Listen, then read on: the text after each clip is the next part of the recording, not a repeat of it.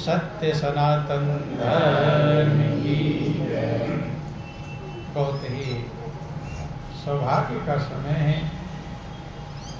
उस महाप्रभु की असीम दया दृष्टि से हम सभी लोगों को ये सत्संग का परम पावन अवसर मिला है, जहाँ अपने अनमोल जीवन के बारे में, जिसका एक एक पल निरंतर बीत रहा है, चाहे हमें होश हो चाहे ना। जिस दिन से हम जन्म लेते हैं तो हमारा एक एक पल, एक एक श्वास खर्च होना शुरू हो जाता है और धीरे धीरे हमारी उम्र बढ़ती है कि घटती है? ज़्यादातर लोग यही कहते हैं कि अब बच्चे की उम्र बढ़ रही है। क्या रही है? लेकिन सही में मान लो 70 साल की उम्र है और 10 साल का बच्चा हो गया तो उम्र कितनी रह गई? 60। बढ़ी कि घटी? लंबाई तो बढ़ रही है लेकिन उम्र क्या हो रही है? लेकिन लोग कहते हैं इनकी उम्र बढ़ रही है। और जब बूढ़े हो जाते हैं तब कहते ज़्यादा उम्र हो गई है इनकी। क्या कहते हैं? उम्र ज़्यादा हो गई, कम हो गई, अब तो थोड़ी बची है। नहीं समझ, ध्यान देना। लेकिन लोग कहते हैं और जो लोग कहते हैं वही लोग सुन सुन कर कहने लगते हैं। सही क्या है इसका विचार कोई बिरला कर पाता है। इसीलिए जब सत्संग मिलता है तब मनुष्य के भाग्य खुलने का समय होता है। बहुत बड़े भाग्य से सत्संग मिलता है। महापुरुष कहते हैं कि बड़े भाग्य पाइए सत्संगा, ओ बिनहि प्रयास होई भव भंगा। बहुत बड़े भाग्य से सत्संग की प्राप्ति होती है। बंधु, आप लोग यहाँ पर आ गए, ये सत्संग का सुनना है, श्रवण करना है। सत्संग पाना अलग है, सत्संग पाना अलग है। जैसे भोजन की थाली आपके सामने आ जाए, उसकी महक तो मिल जाएगी लेकिन अभी वो ताकत नहीं देगा, अभी स्वाद नहीं देगा। जब भोजन को आप पा लेंगे तब आपको उसका स्वाद मिलेगा और आपके शरीर को एनर्जी प्रदान करेगा, ऊर्जा प्रदान करेगा। ठीक इसी प्रकार से ये सत्संग का सुनना है। लेकिन जब इसे आप ग्रहण कर लेंगे और पालन कर लेंगे तब उसे सत्संग का पाना कहते हैं। क्या कहते हैं? पाना। इसीलिए सत्संग में बहुत सारे लोग आते हैं लेकिन पाता कोई बिरला है। बंधु, अगर सत्संग प्राप्त हो गया तो महापुरुष समझाते हैं कि बड़े भाग्य पाइए सत्संगा, ओ बिनहि प्रयास होई भव भंगा। बहुत बड़े भाग्य से सत्संग प्राप्त होता है जहाँ बिना ही प्रयास के मनुष्य भव को पार कर जाता है। भव माने दुख, भव का मतलब बंधन। हम सब लोग इस संसार में जीते हैं अनमोल जिंदगी पाकर, देव दुर्लभ जिंदगी पाकर। पूरे जीवन भर आप क्या कार्य करते हैं? सभी लोग एक कार्य करते हैं। वो काम कौन सा है? कि हमारे दुख खत्म हो जाए और हमें सुख मिल जाए।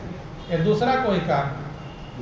शायद इसके अलावा दूसरा कोई काम किसी के पास मौजूद नहीं। बस एक काम है, दुख को खत्म करना और सुख को प्राप्त करना।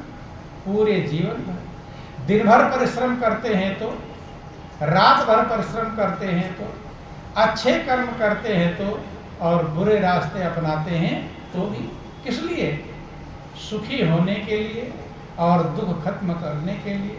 बंधु, लेकिन अपने दिल से पूछो, जितना आपने जिंदगी जिया है इतने में तो परिश्रम किए ही किए हैं, मेहनत किए हैं, चालाकी, होशियारी, बुद्धिमानी सब कुछ लगाया है, लेकिन क्या दुख खत्म कर पाए? हो गए? किसी के खत्म हो गए तो बतला देना, खत्म है नहीं। और सुखी हो गए तो पता चलेगा, संतुष्टि मिल गई। आप अपने दिल से पूछेंगे तो आपकी आत्मा आपकी गवाह है, वो कहेगी कि अभी मुझे संतुष्टि नहीं, अभी ये करेंगे, ये कर लेंगे, ये कर लेंगे, तब संतुष्टि मिलेगी। शायद यही जो आज का समय है, यही पूरे जीवन भर, मृत्यु का समय भी आ जाता है, लेकिन ऐसा ही लोगों के अंदर भाव और विचार रह जाता है कि अभी मुझे संतुष्टि प्राप्त नहीं होता। तो ध्यान देना बंधु, ये अनमोल जिंदगी है, अनमोल अवसर है, मालिक की बहुत बड़ी कृपा है। मनुष्य के जीवन के समान कीमती दुनिया में कोई जिंदगी नहीं बंधु। रामायण वर्णन आया कि नर तन सम नहीं कौन देही, और जीव चराचर जाचत जेही। मनुष्य के जिंदगी के समान कोई जिंदगी नहीं, सब चराचर प्राणी मांगते हैं। और आप भी अगर गौर करके देखना तो जितनी व्यवस्था मनुष्य को प्रभु ने दिया है, इतना किसी और प्राणी को दिया नहीं। दिया है, सबसे पहला चीज है अक्ल। क्या दिया है? अक्ल। जितना अक्ल मनुष्य के पास में है, क्या मनुष्य के अलावा और किसी पशु पक्षी, शेर, चीते, हाथी, भालू के पास इतनी अकल है?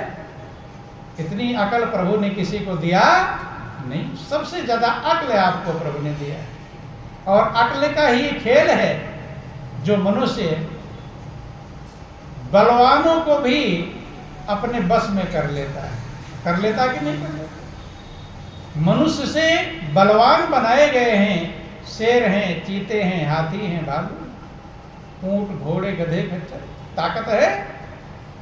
लेकिन मनुष्य, उस शेर को, जो एक शेर निकल जाए तो रास्ता साफ हो जाएगा, लोग भागेंगे। भागेंगे नहीं भागेंगे, हजारों को फाड़ चीर के अलग कर सकता है, लेकिन मनुष्य उस शेर को पिंजरे में बंद करके रखता है।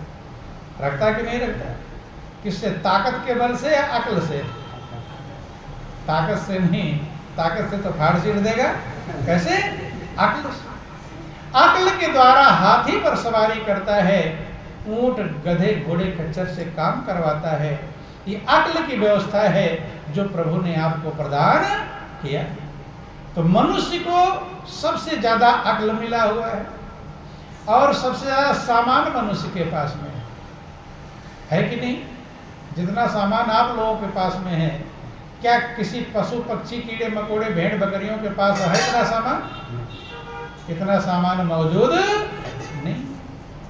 शायद भैंस गाय के पास भी थोड़े सामान होंगे, एक खूंटा होगा, एक रस्सी होगी, एक नाद जिसमें भोजन करता, थोड़े भी सामान होंगे।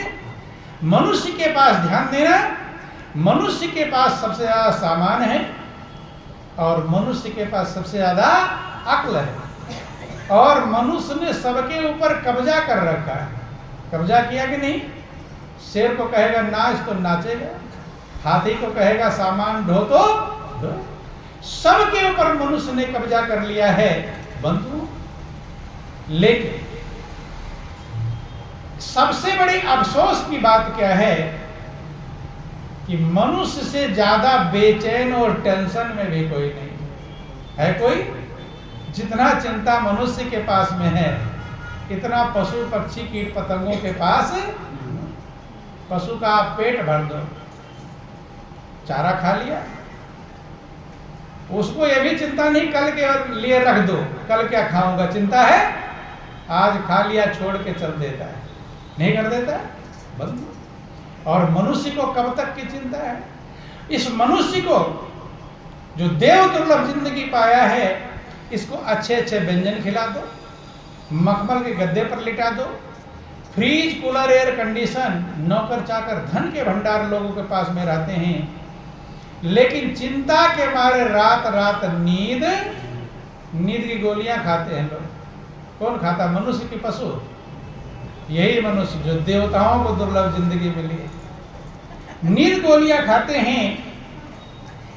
हार्ट अटैक मनुष्यों को होता है, नशे की गोलियां लोग खाते हैं।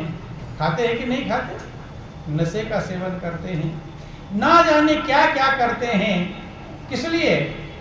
ताकि मैं संतुष्टि को प्राप्त करूं। बंधु, इतना सब कुछ करने के बावजूद जब भी दिल से पूछेंगे तो ये दिल आपका गवाह है, ये कहेगा अभी संतुष्ट नहीं हुआ, हाँ कुछ काम बना लूंगा तब हो जाऊंगा संतुष्ट। और जब वो काम बना लेगा तो आगे नए 10 काम तैयार हो जाएंगे। महापुरुष कहते हैं कि 1 हुए तो 10 होते, 10 हुए तो 100 की इच्छा है। जब 1 था तब क्या सोच रहा था? 10 हो जाएगा तो मगन हो जाऊंगा, और 10 हो गया तो 100 के बस इसी तरह बढ़ते बढ़ते राजा के पद पर पहुंचा है, फिर भी संतोष नहीं होता। ऐसी यह डायन तृष्णा, जब तलक हृदय या तृष्णा है तब तलक प्रकाश नहीं होता। हाँ, आयु नाश हो जाती है, तृष्णा का नाश नहीं। कारण क्या है? कारण को समझना पड़ेगा बंधुओं कि आपके पास भोजन भी है, वस्त्र पहनने को भी है, रहने को मकान भी है, बेटा बेटी भी हैं, आराम के सामान भी हैं कि नहीं? ठीक है, किसी के पास ज्यादा है और किसी के पास कम है, लेकिन बेचैन दोनों हैं। ज्यादा वाला अगर संतुष्ट हो गया होता तब हम ये मान लेते कि भाई चलो कम वाला बेचैन है तो इसके पास कम है, लेकिन ज्यादा वाला शायद और ज्यादा बेचैन है कि नहीं? ज्यादा हार्ट अटैक किसके होते हैं? गरीबों के कि अमीरों के? ज्यादातर आप गौर करना, गरीब तो 2 रोटी खाकर खर्राटे भरकर सो जाएगा, रिक्शे पर सो जाते हैं। और अमीरों से पूछो, उनको सिक्योरिटी गार्ड खड़े रहेंगे, उसके बाद भी डर लगा रहेगा कहीं कोई मुझे मारने ना। बंधु थे ना, महापुरुष कहते हैं कि अगर संपन्न लोग मगन हो गए होते, आनंद बंद हो जाते,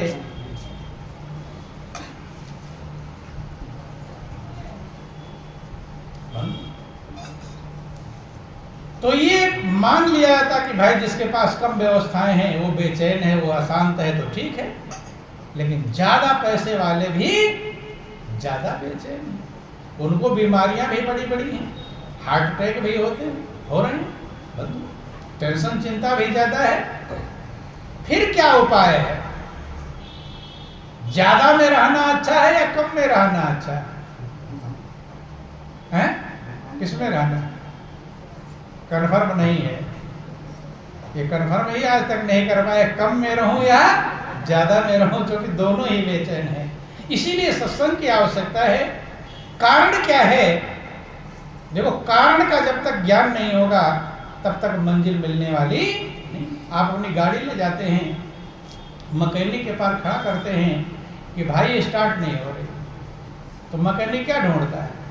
कारण ढूंढता है कि क्यों स्टार्ट नहीं हो रही है। पहले क्या ढूंढेगा? कारण। और जब तक कारण नहीं ढूंढ पाएगा तब तक कहेगा पता नहीं चल रहा, कहेगा कारण मिल गया कि तार छूट गया था, करंट नहीं जा रहा, तार जोड़ेगा और स्टार्ट। कारण मिला कि कार्य की सिद्धि होती है। ऐसे अपने दिल से आप विचार करो, आपके पास अक्ल भी है, बुद्धि भी है, पढ़े लिखे भी, चालाक भी, होशियार भी हैं, बुद्धिमान भी हैं। विचार करना चाहिए कि मैं आखिर में संतुष्टि क्यों नहीं पाया। होशियार तो हैं और अपने आप को कोई कम होशियार नहीं समझता है। सब अपने को दूसरे से ज्यादा ही होशियार समझते हैं। इसलिए कोई कुछ कहता है तो आप अपनी बात उससे ऊंचा रखना चाहते हैं, अपनी बात नीचा रखना चाहते हैं कि ऊंचा ही, क्योंकि मैं तुमसे ज्यादा होशियार हूं। कोई झूठ बात हो या सही हो, लेकिन हमारी रहनी चाहिए ऊपर, नीचे नहीं रहनी चाहिए। बंधु, सब अपने आप को होशियार समझते हैं, लेकिन होशियारी दिखाई भी तो पड़नी चाहिए। अगर होशियारी दिखाई नहीं पड़ी तो होशियार समझने से कोई लाभ नहीं। बंद कारण क्या है? थोड़ा सत्संग मिला है, कारण समझने का प्रयास करें। बंधुओं, जो जो आप करना चाहते हैं, क्या वो काम आपने कर लिया है? अगर नहीं कर पाए हैं, अगर आपने वो काम कर लिया तो आप होशियार हैं, और नहीं कर पाए तो फिर कैसे होशियार? अब क्या क्या आप करना चाहते हैं, थोड़ा गौर करेंगे सत्संग के द्वारा। बोलिए प्रेम से गुरुदेव महाराज। देखो, हर व्यक्ति चाहता है कि हमारे परिवार वाले हमसे खुश रहें। चाहते हैं कि नहीं? या कोई चाहता कि मेरे परिवार वाले मुझसे नाराज रहें? क्या चाहते हैं? कि मेरे परिवार वाले मुझसे खुश रहें। उनको खुश करने के लिए न जाने कितने संकट भी सहते हैं, झंझट भी उठाते हैं,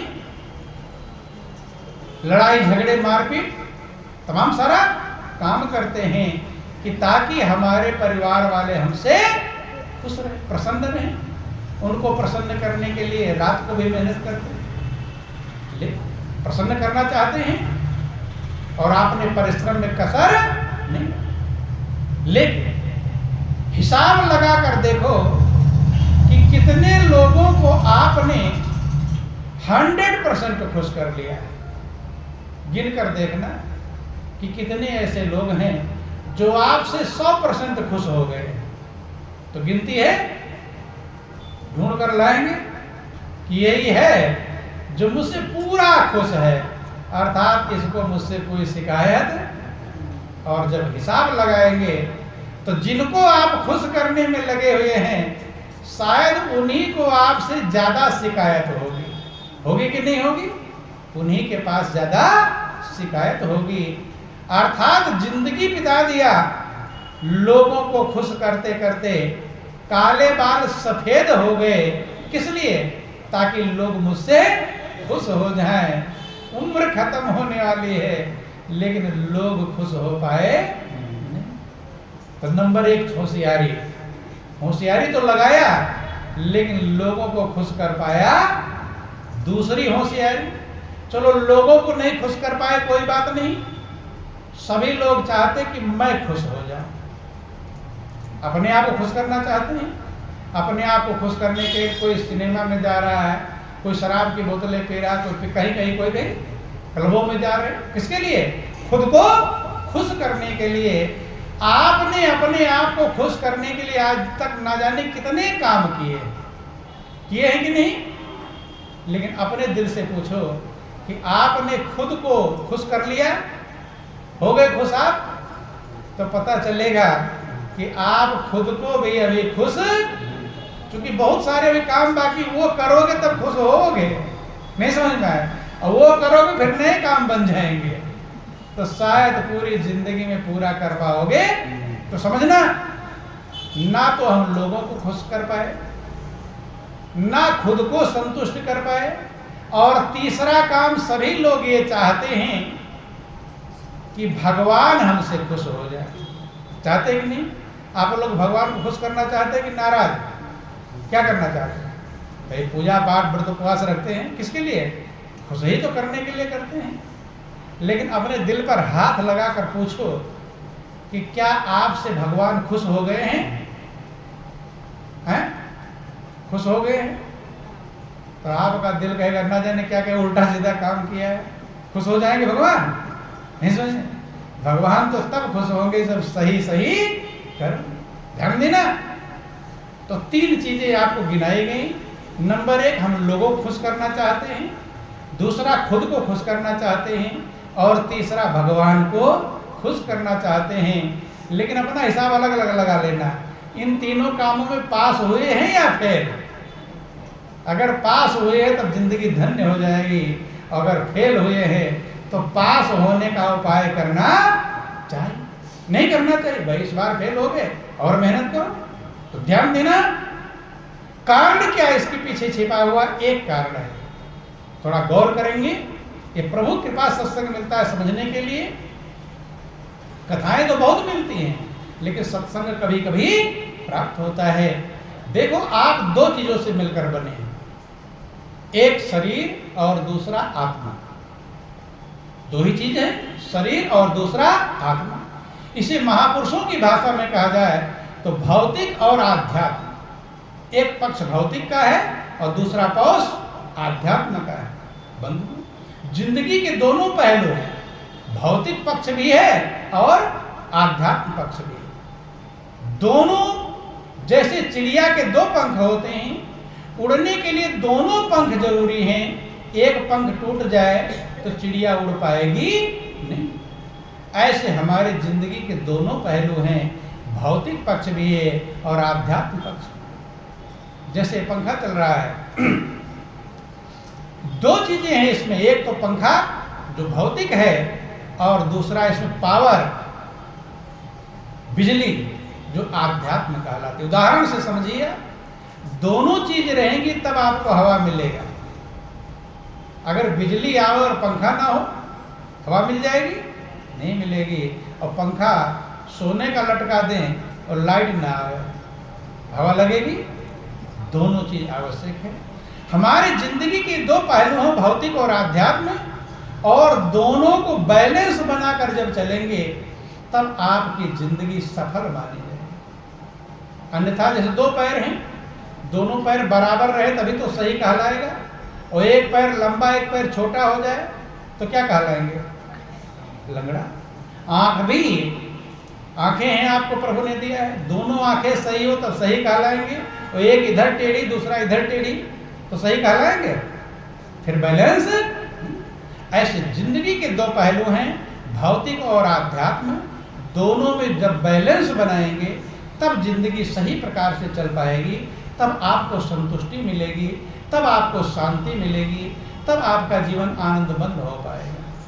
लेकिन भौतिक पक्ष लोग खूब लंबा कर लिए कि नहीं कर लिए, और आध्यात्म से कोई मतलब नहीं। जितने काम करते हैं इस शरीर के लिए करते हैं। किसके लिए करते हैं? शरीर। ये भौतिक पक्ष है।